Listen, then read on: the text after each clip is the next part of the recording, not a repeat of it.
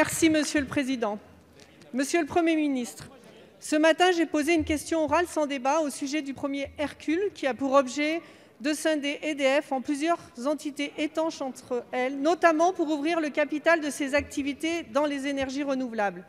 La réponse, ou plutôt l'absence de réponse de la secrétaire d'État, n'est pas de nature à lever les inquiétudes fortes et légitimes des syndicats, des élus locaux et de toutes celles et ceux qui s'intéressent au sujet de l'énergie.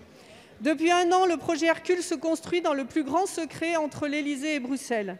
Selon Libération et Les Échos, visiblement mieux informés que la représentation nationale, ce qui est inacceptable, le président de la République aurait décidé seul le démantèlement du grand service public qu'est EDF. Sur le fond, de très nombreuses questions se posent.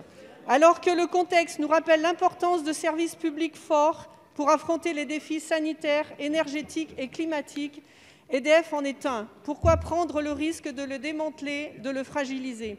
Pouvez-vous communiquer à la représentation nationale sur quelle base ont lieu les discussions à Bruxelles? Où en est-on sur l'Arenh? Quel périmètre et statut pour la quasi-régie que vous souhaitez créer pour l'hydroélectricité? Quid du multi-usage de l'eau indissociable de la production? Quid des concessions de l'HM? Sur la forme aussi, les questions sont nombreuses. Qu'en sera-t-il de la gouvernance des 3 entités créées? Comptez-vous associer les parlementaires, élus locaux et syndicats? Quel est le calendrier et quel véhicule législatif? Monsieur le Premier ministre, nous attendons des réponses précises. Il est grand temps de faire preuve de transparence sur l'avenir de notre entreprise publique d'énergie et de cesser d'ignorer le Parlement. Merci, Madame la députée. La parole est à Madame Bérangère Abba, secrétaire d'État chargée de la biodiversité. Merci, Monsieur le Président, Mesdames, Messieurs les députés, Madame la députée Battistel. Effectivement, nous l'avons évoqué ce matin déjà, le fait qu'EDF joue et contribue et continue à jouer un rôle principal pour notre pays.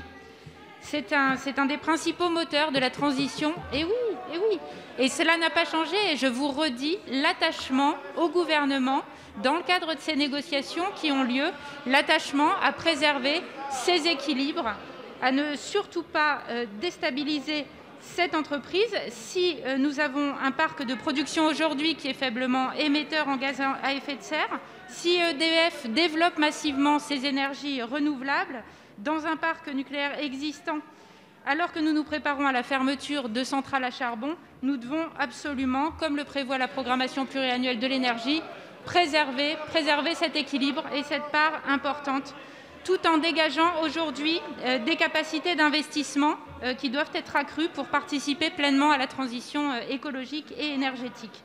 Alors EDF nous permet déjà de produire une électricité qui est effectivement une des plus décarbonées d'Europe. Nous avons, dans cette perspective et dans le cadre du projet Hercule que vous soulevez, cette demande qui a été faite au PDG d'EDF d'observer des propositions relatives à l'organisation du groupe, de dégager les ressources nécessaires pour répondre à ces défis d'investissement. Il nous faut retrouver un équilibre économique tout en dégageant une nouvelle perspective industrielle, et ceci en ayant la plus grande attention aux salariés qui doivent absolument pouvoir continuer à développer leurs compétences et leur savoir-faire dans les meilleures conditions. Ouais, enfin, ces négociations, elles ont lieu effectivement en ce moment. Elles prévoient également d'être vigilants sur une protection durable des consommateurs d'énergie. Ces négociations, elles ont lieu dans le cadre de notre détermination et de notre ambition à défendre les intérêts des Français. Je vous remercie. Merci, Madame la Ministre. Écoutez, du calme, on écoute Madame la députée. Oui, Monsieur le Premier ministre, Madame la Ministre, nous n'avons encore aucune réponse aux 7 questions extrêmement précises que j'ai posées. Aucune réponse. C'est un mépris total du Parlement. Nous allons être mis devant le fait accompli. C'est inacceptable et vous confisquez le débat. Merci.